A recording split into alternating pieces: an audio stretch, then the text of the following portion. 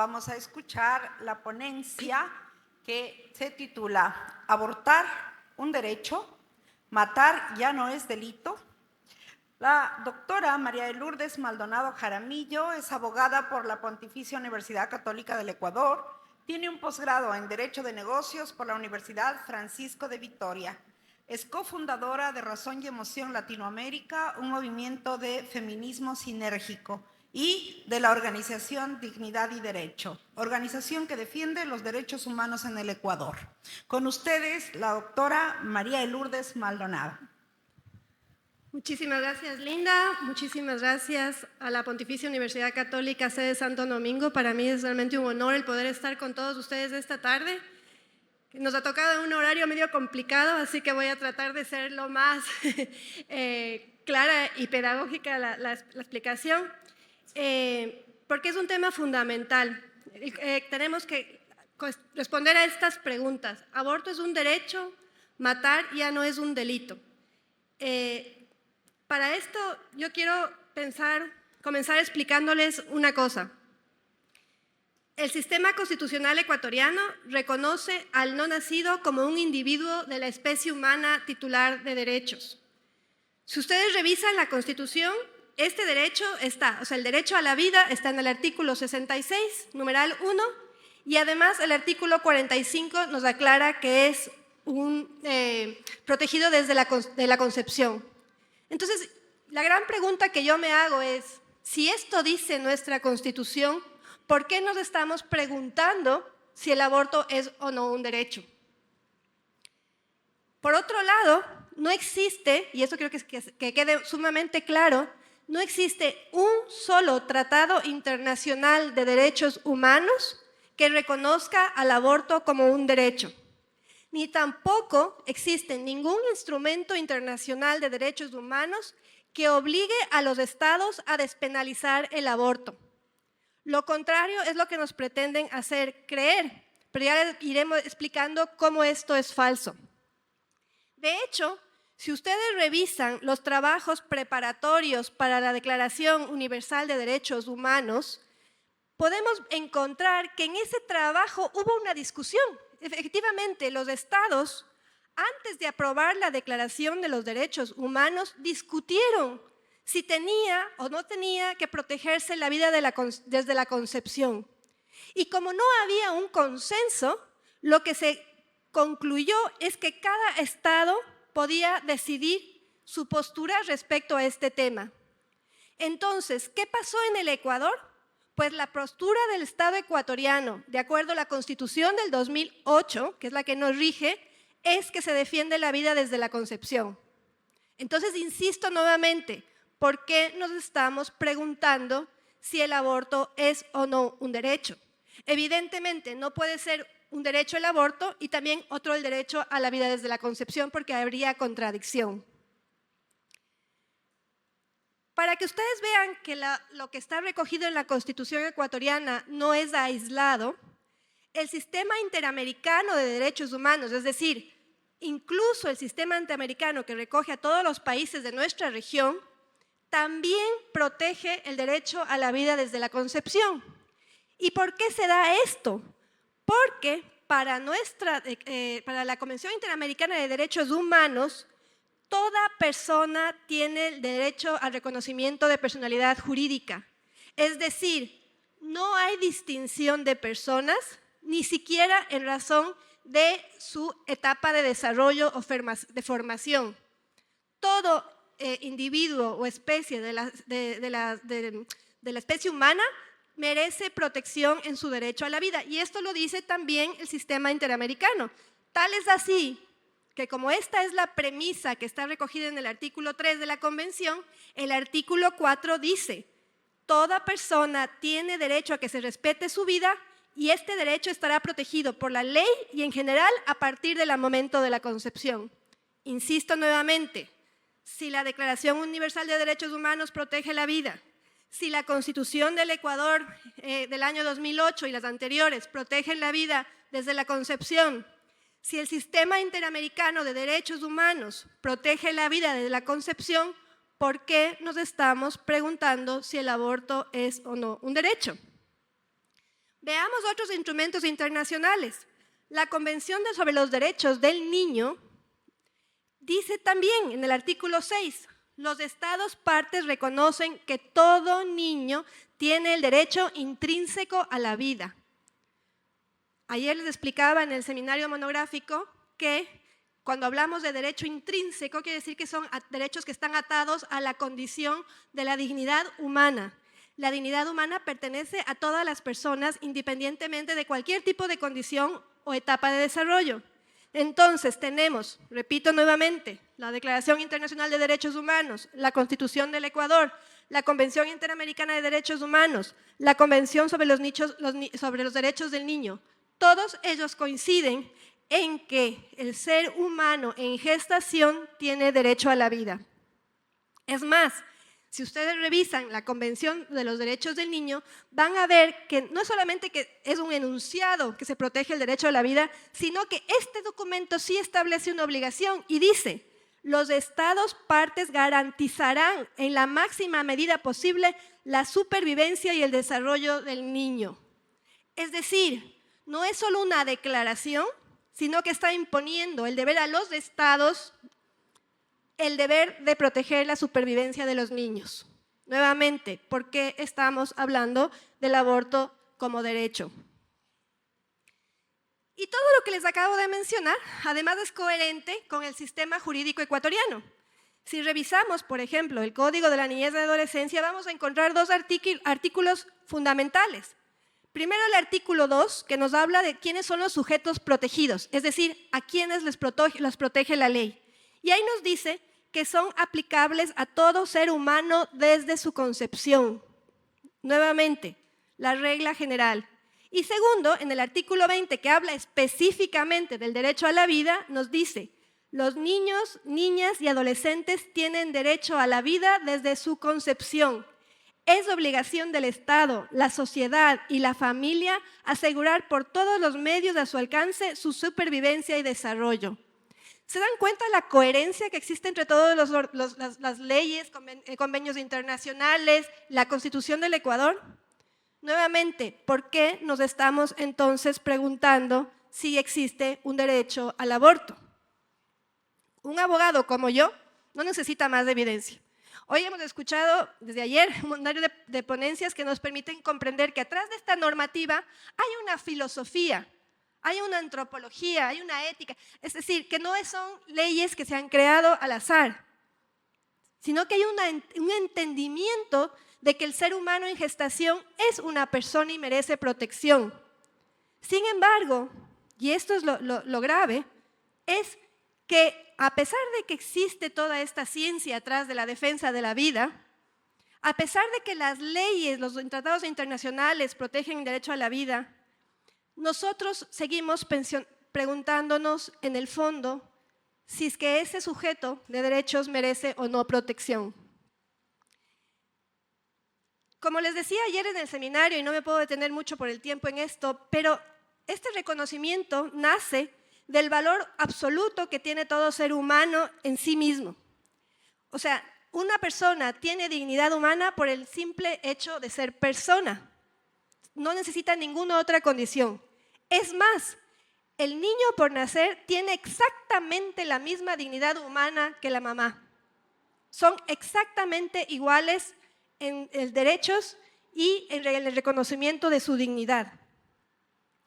Entonces, si es que los dos para la legislación ecuatoriana son vidas humanas, los dos son objetos de protección. Y acabar con la vida de cualquiera de los dos es una conducta que para el derecho es antijurídica. Es decir, ¿por qué? Porque está violando el deber de protección que tiene que dar el derecho a esas vidas. Yo quiero aquí usar un poco, no sé si ustedes conocen el caso de Beatriz versus El Salvador, que hoy por hoy puede ser es una grave amenaza respecto a la defensa de la vida en todo el sistema interamericano. Y en este caso, uno de los comisionados, que es Edgar Estuardo Rolón Orellana, él se apartó del voto de mayoría y dijo esto, yo sí me voy a permitir leer porque es importantísimo, y dice: Cuando el artículo 4.1 manifiesta que el derecho a la vida estará protegido por la ley y en general a partir del momento de la concepción, asume que desde el momento mismo de la concepción existe una persona que es el único sujeto titular del derecho en cuestión. Asumir lo contrario implicaría afirmar una contradicción interna dentro del propio artículo 4.1. Ello porque bajo el régimen de la Convención, solo las personas tienen derecho a que se respete su vida. Si el no nacido no fuera considerado persona desde la concepción, entonces carecería de cualquier sentido hermenéutico que la Convención protegiera la vida desde la concepción. Es decir, sería ridículo tener un artículo que prevea la protección de la vida de la concepción si no se le considera a la persona humana viva desde ese momento de su vida. Además, aquí saliéndome un poco de la presentación, yo quiero que ustedes piensen, por ejemplo, cuando hablábamos del aborto de violación, de la dispensación del aborto por violación, estábamos queriendo justificar una práctica antijurídica como es el aborto en base a una situación de la madre, que era justamente el ser víctima de violencia. Si no hubiera sido una conducta antijurídica, si no hubiera sido el asesinato de un niño por nacer, no hubiera tenido sentido esta discusión. ¿Por qué cuando hablamos de aborto fallido hacemos referencia a un niño que nace con vida? Es decir, siempre que hablamos del aborto, hablamos del asesinato de seres humanos. Y eso, desde el punto de vista del derecho, es antijurídico. ¿Cuáles son las grandes falacias de los que proponen el aborto? Y eso es lo que nosotros tenemos que combatir. Primero, el hacer creer que el nacimiento es la condición o el requisito que se exige para que una persona tenga la calidad de persona. Esto es un poco como decimos en el derecho, una leguleyada. Esto es tratar de utilizar normas separadas para adaptarle a una teoría del aborto.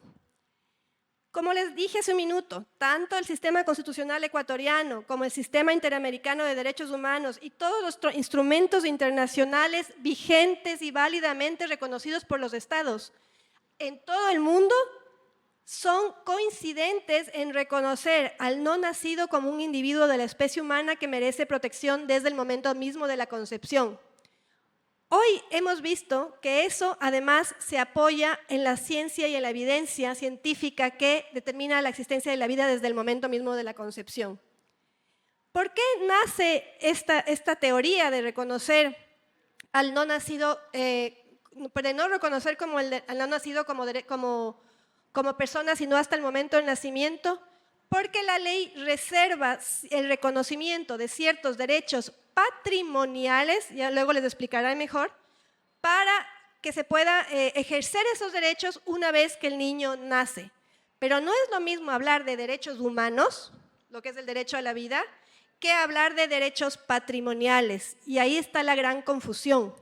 Un derecho patrimonial es por naturaleza renunciable. Un derecho humano es irrenunciable. Ni siquiera por la propia persona puede decidir que le maten, y luego lo veremos cuando hablemos de la eutanasia. Entonces, ¿qué es lo que hace esta teoría? Descalificar al nasciturus. Es decir, como les digo, que es si ustedes revisan la demanda de despenalización o las dos demandas de despenalización total del aborto que se acaban de proponer, se refieren al niño como nacer como expectativa de vida. Esto es irse contra toda la evidencia científica que acabamos de ver en todas las ponencias anteriores. Expectativa de vida. Peor aún, se le refieren como cúmulo de células. Es las expresiones más atentatorias que pueden existir contra la dignidad humana. Es, como decíamos hoy de mañana, tratar, como decía Pilar Calva, a un ser, a alguien, como algo. Como algo. La dignidad humana nos hace alguien. Todo lo demás son cosas desechables, utilizables por el hombre. Cuando nosotros hablamos de cúmulo de células, estamos hablando de algo, no de alguien.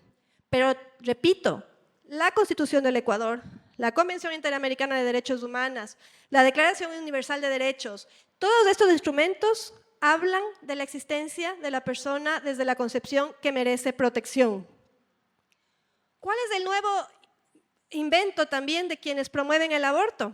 Dicen, ok, reconocemos que no hay ninguna convención, ningún tratado internacional que reconozca el aborto como un derecho, pero el aborto tiene que ser reconocido como parte del derecho a la igualdad y a la no discriminación.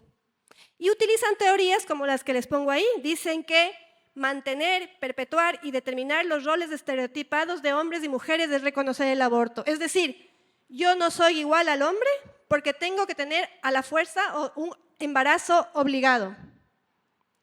Para mí, esta es una derrota del feminismo radical. Decirme a mí, como mujer, que para que pueda tener los mismos derechos y ser tratada igual que un hombre, tengo que matar a mi hijo. Eso no es igualdad. Yo soy tratada, y eso dice la Corte Constitucional del Ecuador, que una persona, el derecho a la igualdad significa incluso tratos diferentes para condiciones desiguales.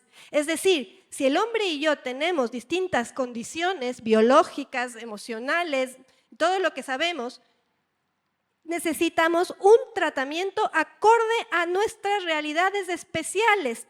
¿Qué necesitamos las mujeres? Protección de la maternidad. ¿Qué necesitamos? Cuidados en la maternidad. Políticas laborales que nos permitan tener una vida plena aún cuando queremos elegir una familia. Que no tengamos que renunciar a ser mamás para poder trabajar, para poder ser profesionales. Eso es la igualdad. Que el sistema se desarrolle de tal manera que nos ayude a las mujeres a tener las mismas oportunidades que los hombres sin renunciar a aquellas cosas que son de nuestra naturaleza, como la gran maravilla de la maternidad. Ellos me están diciendo lo contrario, que yo solo voy a alcanzar la igualdad y por eso se debe reconocer el aborto dentro de ese derecho, porque para poder ser igual al hombre tengo que matar a mi hijo. No me parece que haya algo más injusto que eso. Luego, dicen que también es parte del derecho a la autonomía y al libre desarrollo de la personalidad. Entonces yo pregunto, ¿por qué no legalizamos la explotación sexual, la drogadicción, el suicidio? ¿Por qué no? Porque la libertad no es un derecho absoluto. El Estado, la ley, tienen el deber de proteger a la persona de sí misma, de cuando se quiere hacer daño, de que proteger a las otras personas en sus derechos y proteger el orden público. La libertad no es absoluta. Si no, esto fuera un caos. Si todos los que estamos aquí tenemos una concepción de los derechos personales sin pensar en una sociedad, un bien común, pues esto sería un caos. Porque para mí puede ser un derecho que ustedes me escuchen hablar y el de atrás puede ser un derecho el pararse y bailar en pleno salón. Entonces, ¿cómo nos entendemos? La libertad es un derecho que tiene límites. Y uno de esos límites, es no hacerte daño a ti mismo, no afectar los derechos de los demás y el bien común.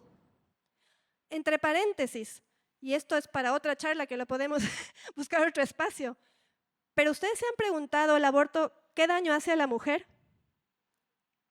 El aborto, aunque no lo crean, a quien más afecta además del niño es a la mujer. ¿O dónde están los derechos del padre del niño? A él no se le pregunta si es que puede o no asesinar a su hijo. Entonces no podemos hablar de libertad cuando hablamos del aborto. Estamos hablando del derecho de un niño por nacer, del propio bien de la mujer y de los derechos del padre de esa criatura.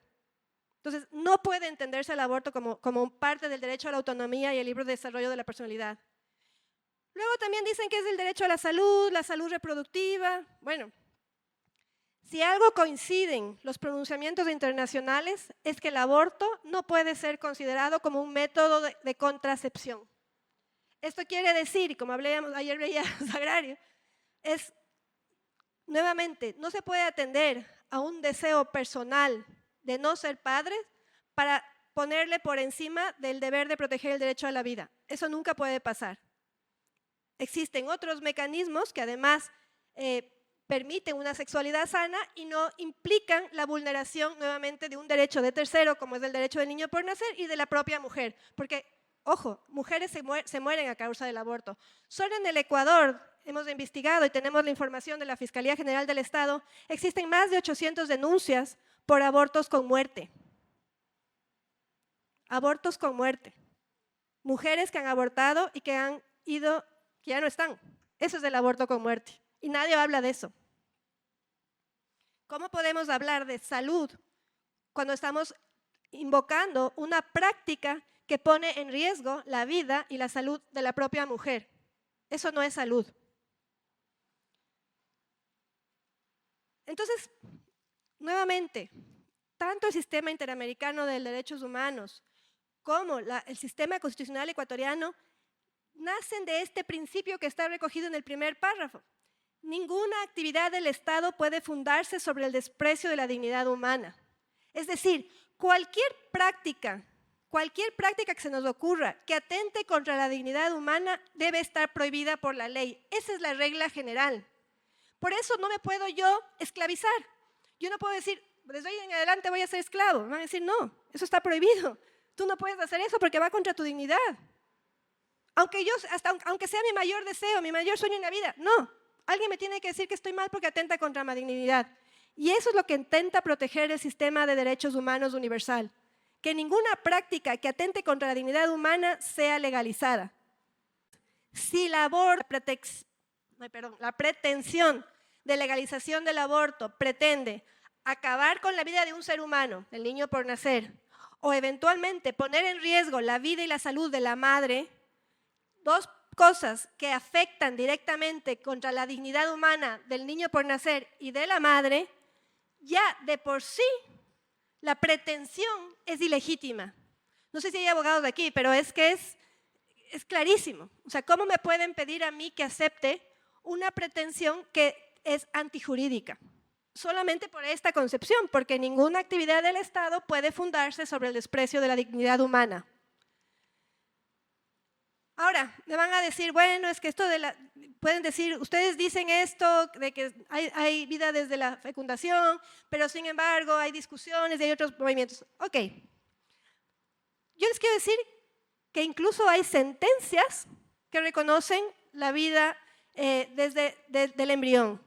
Por ejemplo, el Tribunal Europeo de Derechos Humanos, en el caso BO versus Francia, dijo claramente: puede considerarse un terreno común entre los estados que el embrión feto pertenece a la especie humana. O sea, ya hasta lo están diciendo los jueces. ¿Por qué seguimos retrocediendo en el tiempo? Yo realmente no lo entiendo. Incluso, un autor, que es Paolo Carroza, nos ponía algunos ejemplos de legislaciones que no tienen que ver con el aborto, pero le reconocen al embrión como un sujeto de protección, porque es justamente una especie de un ser humano, digamos. Por ejemplo, y aquí les pongo algún caso, en Estados Unidos hay varias leyes sobre la dignidad del feto que obligan a clínicas a enterrar o a cremar los niños no nacidos. Estas mismas normas, por ejemplo, les facultan a los padres del bebé a ponerle un nombre. También, cuando en algunos países, o incluso en Estados Unidos, usando este mismo ejemplo, cuando uno mata o asesina a una mujer embarazada, se habla de doble asesinato, porque se reconoce que se están matando dos vidas. Y en fin, o sea, ahí están algunos ejemplos y luego los podemos, ya por el tiempo no me puedo detener. Pero incluso en el caso de Artavia versus Murillo, que habla sobre la fecundación in vitro, que es uno de los casos que se trató en la Corte Interamericana de Derechos Humanos, también en ese caso habla del reconocimiento y protección del embrión. Entonces, nuevamente, la Constitución del Ecuador lo reconoce, la Convención Interamericana de Derechos Humanos, la Declaración Interamericana de Derechos Humanos, la Convención de los Derechos del Niño, la jurisprudencia nacional e internacional, el derecho comparado. ¿Por qué nos estamos preguntando si el aborto es un derecho? O sea, es que yo realmente como abogada no logro entender. Ahora voy a referirme nuevamente a todas las normas que yo he podido encontrar, y esto en un ejercicio rápido, que reconocen al niño por nacer como sujeto de derechos, independientemente del nacimiento. Y no les estoy hablando del aborto. Por ejemplo, el artículo 61 del Código Civil dice, la ley protege la vida del que está por nacer. Como les decía ayer, esta norma no dice, la ley protege la vida de algo que está por nacer. Dice, del que está por nacer. Está reconociendo que estamos hablando de una persona. Dice, el juez en consecuencia tomará a protección de cualquier persona o de oficio todas las providencias que le parezcan convenientes para proteger la existencia del no nacido, siempre que crea que de algún modo peligra. Toda sanción a la madre por la cual pudiera peligrar la vida o la salud de la criatura que tiene en su seno deberá diferirse hasta después del nacimiento. Entre paréntesis, ninguna mujer que embarazada puede ir a la cárcel, así que es falso que las mujeres que pretenden abortar vayan presas por esta intención. No puede. Hay una prohibición expresa en la ley por este artículo. ¿Y por qué hay este artículo? Porque justamente la ley considera que llevarle a una mujer embarazada a la cárcel pone en riesgo la vida de ese niño que está en su vientre. Es que todo está diseñado en coherencia con los principios que están en la Constitución. Y estas normas son anteriores a la Constitución. O sea, el Código Civil ya lleva, ya no me acuerdo cuántos años, pero la verdad es que ya son algunos, muchos años más, y han pasado como 3 constituciones con este Código Civil, con pequeñas reformas. Por otro lado, las reglas de filiación del artículo 24 del Código Civil también reconocen la personalidad jurídica del niño por nacer. Y respecto a los derechos sucesorios, por ejemplo, todas las normas le reconocen al niño por nacer como sujeto de derechos. Muy diferente es decir que se reserva, evidentemente, que se puede ejercer esos derechos cuando nazca, porque obviamente tiene que nacer para poder recibir, en este caso, la herencia. Pero eso no quiere decir que no pueda constar en un testamento y que ese testamento sea válido, o que ya opere las reglas de sucesión normales y ese bebé tenga derecho igual que cualquiera de los niños vivos. En el caso de alimentos, las normas de alimentos, el Código de la Niñez prevé que se deben alimentos desde la concepción. O sea, estamos diciendo que ya desde que la mujer está embarazada tiene derecho a recibir alimentos. Si los alimentos son para el niño y el niño todavía no nace, entonces ¿por qué tiene derecho la mujer embarazada? Porque obviamente el sistema ecuatoriano protege al niño desde la concepción. Entonces, una cosa es decir, como les decía, que los derechos patrimoniales permanecen en suspenso y otra que los derechos humanos que nacen de la dignidad humana no existan sino con el nacimiento. Ahí quisiera decirles una cosa, y esto es importante porque se repite con frecuencia. Ustedes oirán a los grupos que promueven el aborto afirmar que la organización ni sé qué obliga al Ecuador a legalizar el aborto. Falso, falso. Esos pronunciamientos que hay de distintos organismos internacionales no son vinculantes ni obligan al Estado, son criterios, recomendaciones de unos organismos internacionales que, entre paréntesis, reciben financiamiento de los principales promotores del aborto. Y además, así como existen pronunciamientos no vinculantes que piden la legalización del aborto, hay pronunciamientos no vinculantes en contra del aborto. Por ejemplo, por citar un ejemplo, los acuerdos intergubernamentales en relación con el aborto desarrollados en la Conferencia Internacional sobre Población y Desarrollo del 94, conocido como la Conferencia del Cairo, y la Conferencia Internacional de la Mujer de 1995, coinciden y dicen, los gobiernos deben tomar las medidas adecuadas para ayudar a las mujeres a evitar el aborto, que en ningún caso debe promoverse como método de planificación familiar y que cualquier medida o cambio relacionado con el aborto dentro del sistema sanitario solo puede determinarse a nivel nacional o local según el proceso legislativo nacional. Este es un pronunciamiento internacional. Yo no puedo decir que sea obligatorio para el Ecuador, es un pronunciamiento internacional no vinculante. Pero les demuestra a ustedes que así como hay posturas a favor, existen posturas en contra. En lo que sí es vinculante, que son los convenios internacionales de derechos humanos, la Constitución del Ecuador, en ninguno de ellos se reconoce el aborto como derecho y sí se reconoce y se garantiza la vida desde la concepción. Ahora, ¿qué qué implica el derecho a la vida? Porque a veces también puede tener una discusión en este sentido. Y aquí tenemos que decir que la Corte Constitucional, coincidiendo con los criterios que se han establecido en las Cortes Internacionales, dice que el derecho a la vida implica una protección negativa y positiva. La protección en sentido negativa significa justamente que es una conducta, un derecho inviolable, o sea, que no se puede suspender ni siquiera por voluntad de la propia persona. Y en el sentido positivo implica que el Estado tiene que desarrollar mecanismos para evitar la muerte de las personas. ¿Cuáles son esos mecanismos? La penalización del aborto, del homicidio, del suicidio y demás. Por eso, y eso también es un dato, digamos, desde el derecho que sirve para tomarlo como evidencia, la mayoría de las legislaciones del mundo penalizan el aborto, ¿ya? De hecho, como les comentaba, la Corte Interamericana dice que el deber de prevención abarca todas aquellas medidas de carácter jurídico, político, administrativo y cultural que promueven la salvaguarda de los derechos humanos y que aseguren que las eventuales violaciones a los mismos sean efectivamente consideradas y tratadas como un hecho ilícito. Es decir, incluso la Corte Interamericana obliga a los estados, o ha obligado a los estados en su sentencia, a imponer o establecer las conductas antijurídicas que atentan contra el derecho a la vida como delitos. Nuevamente, ¿por qué nos preguntamos si existe el derecho a abortar? Entonces, la última pregunta que podemos hacernos aquí es, a ver, pero si ya no está penalizado, bueno, en este caso el aborto por violación, ¿no hay un derecho a abortar? No. Una cosa es que no sea sancionado ese aborto si existe una condición eximiente de responsabilidad, como es que la mujer sea víctima de violación, y otra muy diferente es que sea un derecho. ¿Por qué? No creo que pase, pero en el evento de que tienen que ir a un juicio porque le están persiguiendo a esa mujer por haberse practicado un aborto, pues esa mujer no puede decir, es que es mi derecho a abortar. No, decir, no señorita, usted tiene que demostrarme que usted tenía alguna causal para que no sea sancionada penalmente. Entonces, no es lo mismo despenalizar que legalizar e incluso que legitimar. Son tres condiciones absolutamente diferentes. Les pongo un ejemplo. La homosexualidad era un delito hasta hace algunos años.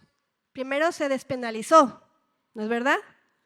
Luego, digamos, ya no se le puede sancionar, pero no hay ninguna ley que impulse esa práctica. Entonces, simplemente nadie puede ser sancionado por tener esa condición. Punto. Hasta ahí llegamos. El adulterio era un delito. Se despenalizó, ya no es delito. ¿Se legalizó? No, obviamente no se puede decir una ley impulsando a todo el mundo a que sea infiel. ¿Se legitimó? No, porque no puede ser un derecho. Pero, de alguna manera, sí se legalizó. ¿Por qué? Porque es una causal para el divorcio, para pedir el divorcio. Entonces, lo que les quiero decir es que depende del tratamiento que tenga en la ley, una conducta puede dejar de ser antijurídica, pero no por eso se vuelve en un derecho. ¿Cuándo se vuelve con un derecho? Bueno, por esencia, por todo lo que, como decía José María en la primera charla, porque por conciencia entendemos que es parte de la dignidad humana, porque eso también es importante entender que la dignidad humana es anterior al reconocimiento de los derechos, es decir, todo lo que nosotros sabemos, como el respeto de la vida, no necesita que esté en una ley. De hecho, podría la ley decir que es legal, pero no por eso puede ser algo que no atente contra la dignidad humana. Entonces, la dignidad humana es el primer presupuesto para la existencia de derechos, pero luego, ya para que haya sido aceptado por un Estado, además que tengamos más fuerza, pues es lo que diga nuestra Constitución o los tratados internacionales de derechos humanos. Como les insisto y les he repetido, todos los tratados que obligan al Ecuador obligan a proteger la vida desde la concepción. Ninguno solo, y no solo refiriéndome al Ecuador, sino a nivel mundial, no hay un tratado internacional de derechos humanos que reconozca el aborto como derecho. Luego podemos decir, a ver, pero sí hay excepciones al derecho a la vida. O sea, se dice que el derecho a la vida es inviolable, pero sí hay excepciones. O sea, por ejemplo, ¿qué pasa con el derecho a la vida? Perdón, con la pena de muerte. No me voy a detener a explicar mucho, pero lo que sí les quiero decir es que la pena de muerte ha sido, digamos, permitida por la legislación, sobre todo internacional, siempre que cumplan algunas condiciones. Entre esas, que estemos hablando de personas que han cometido un delito muy grave, y segundo, que hayan podido ejercer su derecho a la defensa.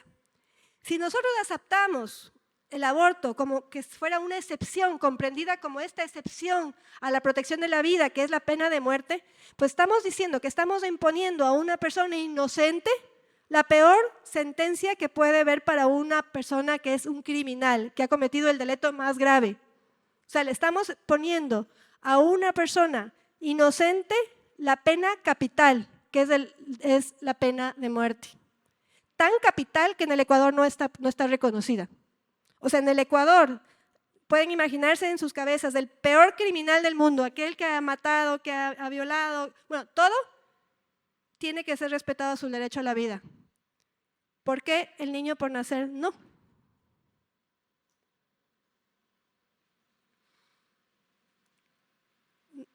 Dejar de castigar a quien procura la muerte de un ser humano inocente es ciertamente la mayor injusticia, y lo es incluso en caso de que esa muerte haya sido procurada como un buen fin.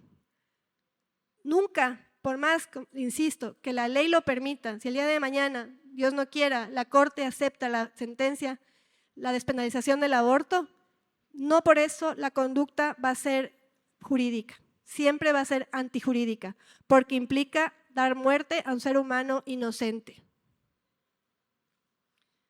Entonces, bueno, vamos a salir un poquito del escenario. Hoy está permitido el aborto en casos de violación y estaba despenalizado la eutanasia. Entonces me preguntan, ¿matar ya no es un delito? Toda persona tiene derecho a que se respete su vida y nadie puede ser privado de ella arbitrariamente. Si este es el principio universal que está reconocido en todos los tratados internacionales de derechos humanos, están además reconocidos en los tratados que específicamente obligan al Ecuador, como la Convención Interamericana de Derechos Humanos y la Constitución del Ecuador. ¿Por qué estamos dejando de sancionar el aborto o la eutanasia? Si esta era la regla general. Yo como abogada veía esto y decía, no, o sea, simplemente no podría aceptar algo porque va contra los principios generales. ¿Qué pasa con esto? Y ahí quiero ir un poco más allá, porque lo vamos a ir viendo. En el caso de la eutanasia, por ejemplo, porque me dicen, bueno, ok, ya entiendo que nadie le puede quitar la vida a nadie, esto es una cosa arbitraria. Pero ¿qué pasa cuando yo mismo lo quiero pedir? Es parte de mi derecho a la libertad, es mi autonomía, es una decisión personal. Entonces yo les digo aquí, independientemente de lo que diga el derecho, lo que existe es una grave injusticia social. Vamos a generar, y esto Dios no quiera, pero lo vamos a ver en poco tiempo, una categorización de personas. Mientras a unas les vamos a decir que suicidarse es malo, que tenemos que invertir en las universidades, en campañas de prevención de suicidio, en los colegios, porque la segunda causa de muerte en el Ecuador más grave de nuestros jóvenes y adolescentes es el suicidio, y vamos a meter un montón de recursos, los pocos que tiene el Estado ecuatoriano, para campañas de prevención de suicidio, a las otras les vamos a decir que hagan lo que quieran y que si quieren se maten. Que esas vidas ya no merecen ser vividas. Vamos a categorizar a quién protejo y a quién dejo de proteger. Entonces, a ver, nuevamente, volviendo al derecho, hay dos conductas, y esto lo vimos hoy de mañana con Pilar también, hay dos conductas que son antijurídicas. Y le preguntaban, me parece a Pilar, ¿hay una ley que diga esto? Parcialmente, y lo voy a tratar de explicar, esto lo incluí justamente por esa pregunta. Sí, las dos conductas que sanciona la ley son la eutanasia y la distanasia. Porque no solo tengo derecho a que no me maten, ¿no es cierto? Solo eso es ilegal, antijurídico, y además, ¿por qué? Porque es un homicidio. No le demos más vueltas. La eutanasia es poner una inyección letal para acabar con la vida de la persona. Eso jurídicamente se llama homicidio y hay que llamarlo así.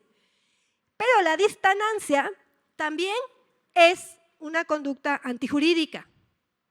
También es una conducta antijurídica. Y la pregunta es, ¿se puede sancionar? No hay una norma en el Código Orgánico Integral Penal que sancione la distancia como tal, pero sí podemos, depende de que se consigan un buen abogado, tratarla como un tema de negligencia médica.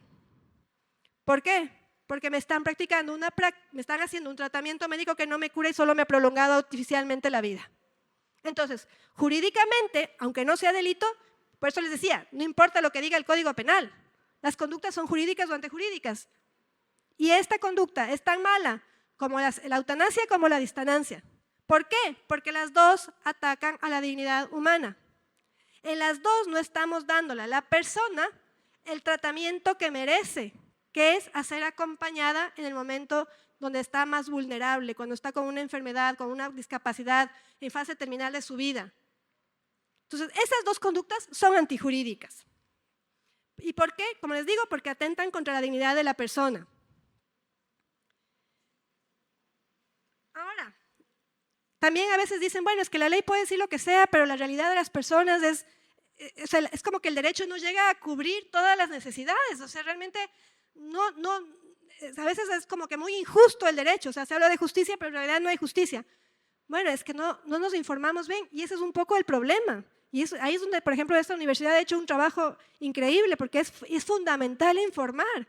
Por ejemplo, yo quiero informarles a ustedes que hay un derecho en el artículo, en la Ley de Amparo al Paciente, que recoge el derecho de las personas a decidir sobre los tratamientos que se les van a practicar. Es decir, si es que ustedes padecen una enfermedad o alguien de su familia y les proponen un tratamiento que no les va a curar, ustedes tienen el derecho a renunciar a ese tratamiento. Eso es jurídico. Y eso no es eutanasia. Si una persona tiene cáncer y ya no se puede hacer nada, puede renunciar a una quimioterapia. Puede renunciar a cualquier tipo de procedimiento que no le cure. Es un derecho del paciente. No necesitamos recurrir a la eutanasia. También se puede, como decía también Pilar hoy de mañana, también se puede renunciar a todos esos procedimientos artificiales que lo único que hacen es prolongar artificialmente la vida. Eso no es eutanasia y es un derecho de los pacientes. Así que el primer derecho que tenemos todos, aparte del derecho a la vida, más bien dicho, el segundo derecho, es el derecho a ser informados como pacientes, que nos expliquen que hay alternativas. Pero ¿qué es lo que sucede cuando se acepta la teoría o se trata de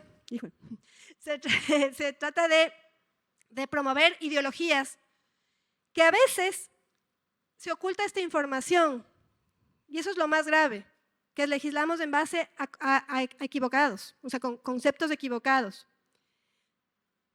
Y una cosa que sí quisiera ya poco por el tiempo, porque ya no nos va a dar mucho más, luego lo continuaremos en el seminario, pero hay otra cosa que también podemos hacer que se llaman las voluntades anticipadas. En el Ecuador hay muy poco de esto y lo estamos trabajando desde Dignidad y Derecho, pero es la posibilidad de que nosotros podemos dejar nuestra voluntad en lo que se puede denominar el testamento vital o de alguna forma para que justamente no nos prolonguen artificialmente la vida, por ejemplo, y no nos practiquen la eutanasia, evidentemente. No sé si es que hay paro por el tiempo, ya quedó un poquito en el aire, pero bueno, muchísimas gracias y espero que les haya servido.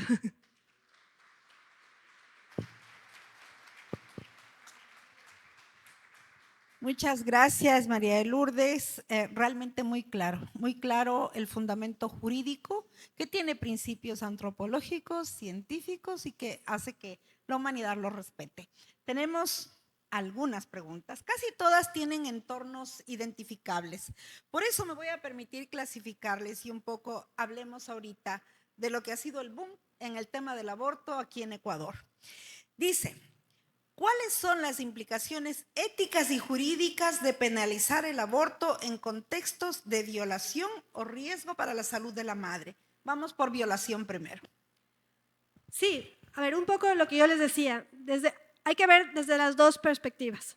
Desde la perspectiva del bebé por nacer, del niño por nacer, nunca, por más de que exista una despenalización del aborto, podemos decir que no haya una consecuencia jurídica porque se está atentando contra un derecho fundamental. Entonces el aborto, no porque deje de estar en el Código Integral Penal, significa que deje de significar el asesinato de un ser humano. Entonces, como tal, si una conducta es antijurídica, también es, por ende, no es ética, porque obviamente tienen que ir de la mano las dos cosas. Como les decía, siempre va a ser injusto acabar con la vida de un ser humano inocente.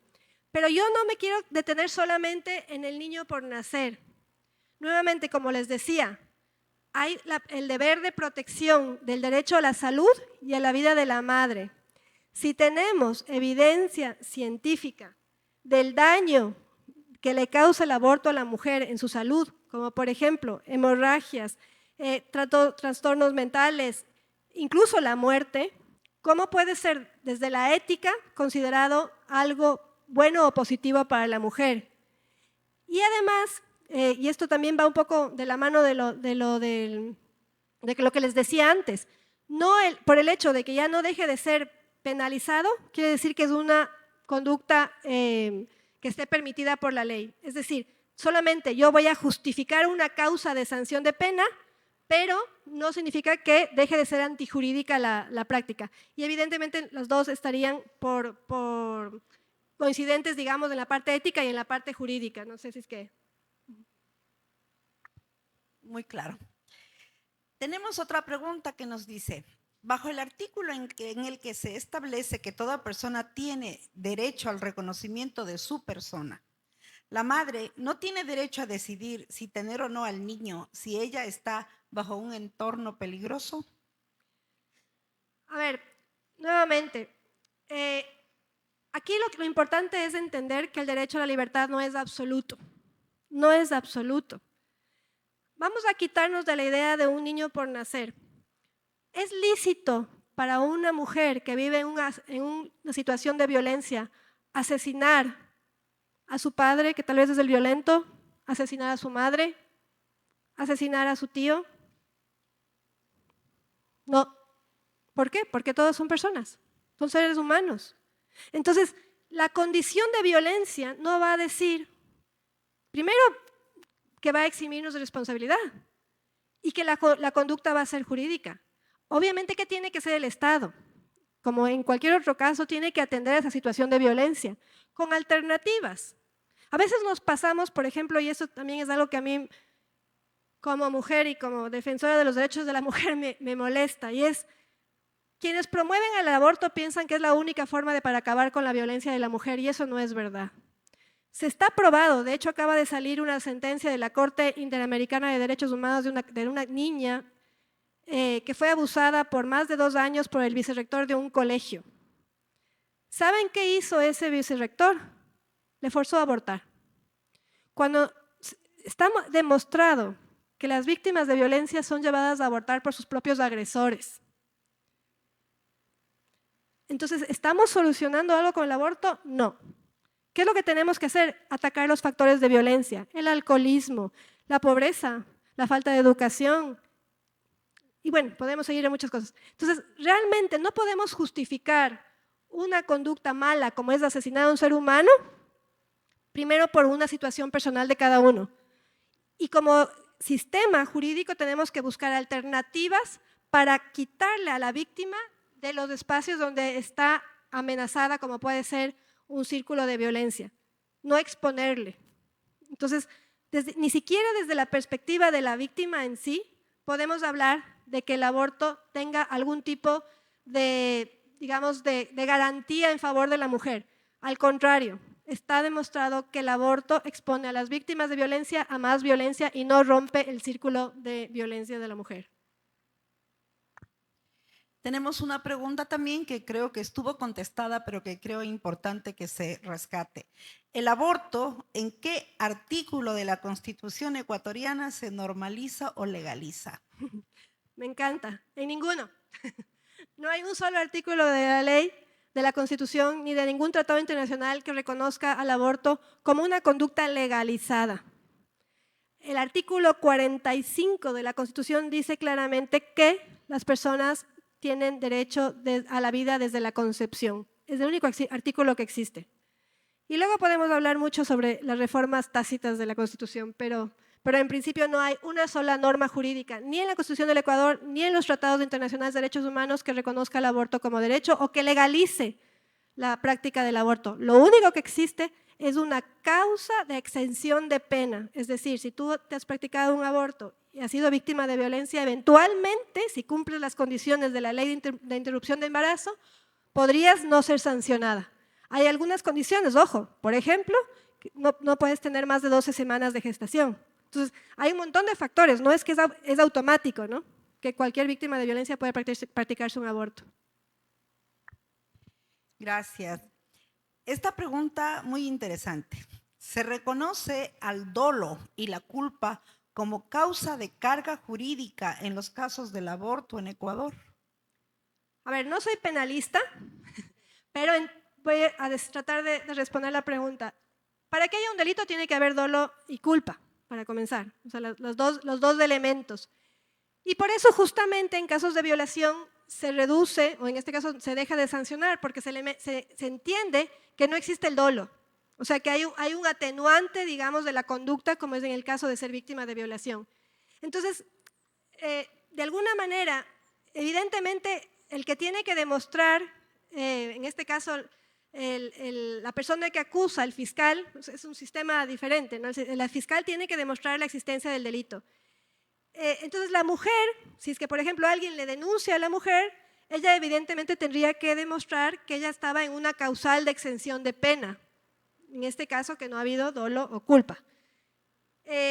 Más o menos así funcionaría. Ahora sí quiero decirles una cosa, según el Consejo Nacional de la Judicatura, que estuvo hace 2 años me parece en la Asamblea Nacional, dijo que no hay una sola mujer penalizada por el aborto en el Ecuador.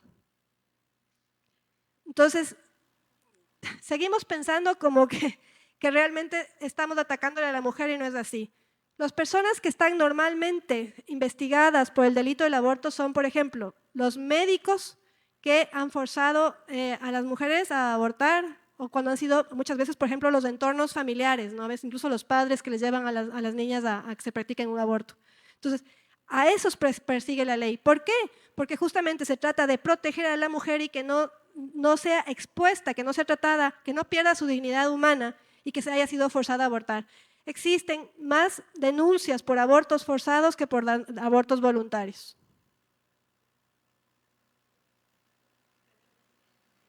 Tenemos otra interesante. La religión o la moral en la percepción del aborto como un derecho. A ver, insisto, esto no es un tema de religión o de moral. Es que no hay ni un solo tratado o ni una norma jurídica que reconozca el aborto como un derecho. No hay más explicación. Ya la percepción personal de cada uno, hay entre otros derechos humanos la libertad de conciencia, así que cada uno puede pensar y creer lo que quiera. Pero legalmente no hay una sola norma en ningún tratado internacional de derechos humanos ni en la Constitución del Ecuador que reconozca el aborto como derecho.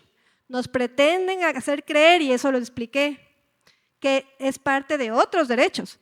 ¿Ustedes creen, y aquí yo quiero hacer un poco de abogado del diablo, ¿ustedes creen que si no hubiera una norma, si hubiera, más bien dicho, una norma que reconoce como el aborto como un derecho, no le estarían diciendo, si yo estoy con el artículo 45 en todo lado, así pero grandote, diciendo que el artículo 45 protege la vida desde la Constitución?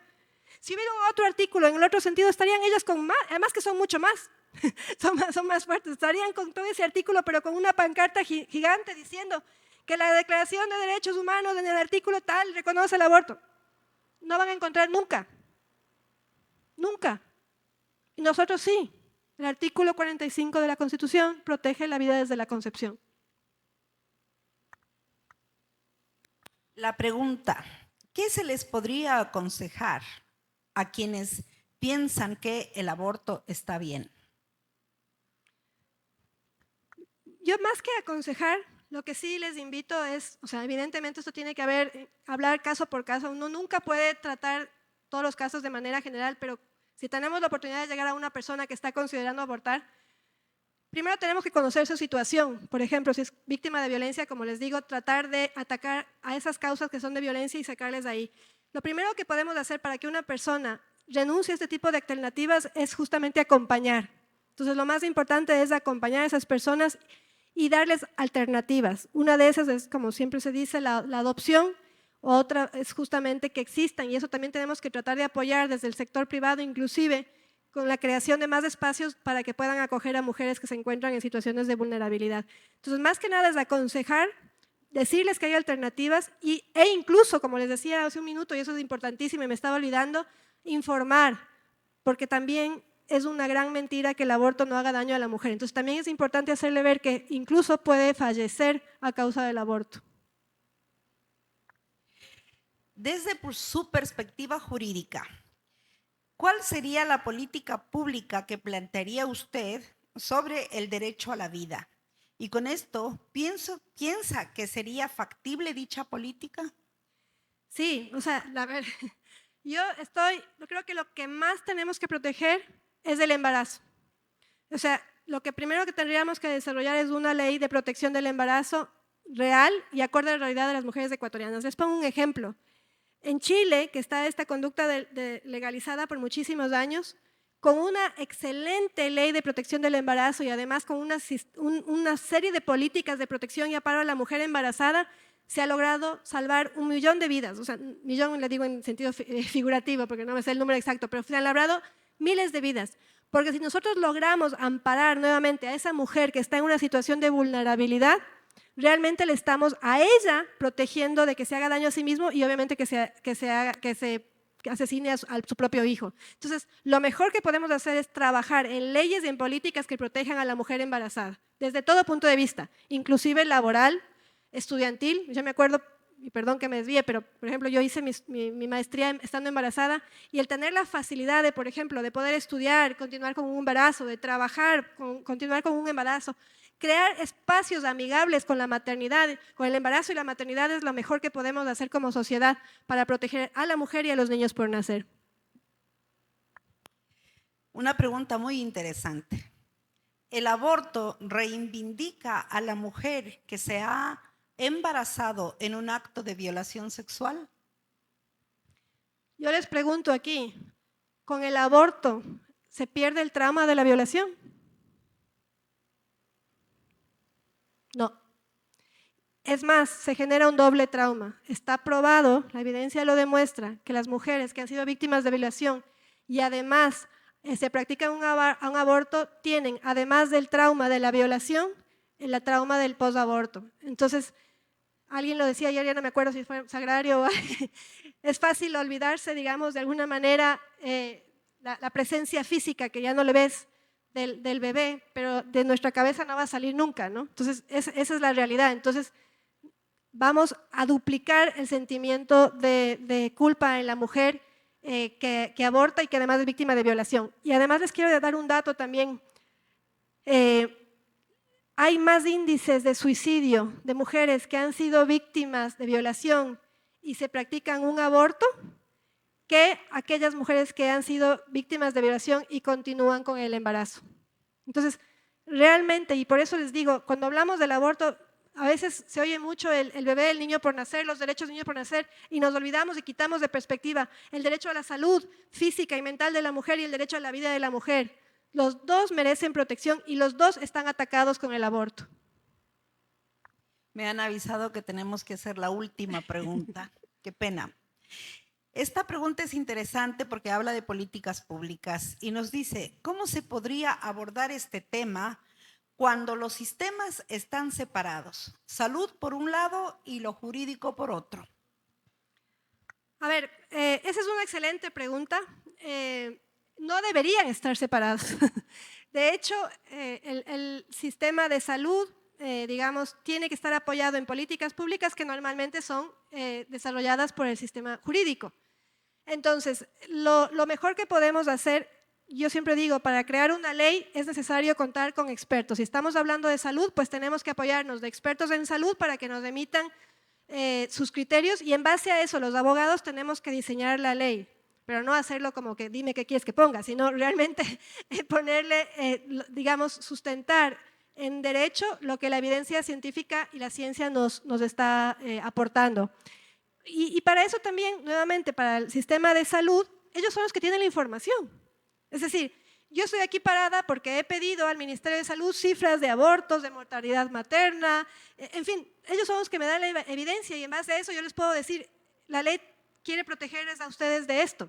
¿no es cierto? Entonces, no pueden separarse, tienen que ir de la mano. Lo que tiene que haber es un compromiso político y una voluntad política. Y yo insisto, y me encantó la charla de José María ayer, cuando las propuestas políticas parten de ideologías, son cerradas, son excluyentes, no son técnicas, no revisan esta información.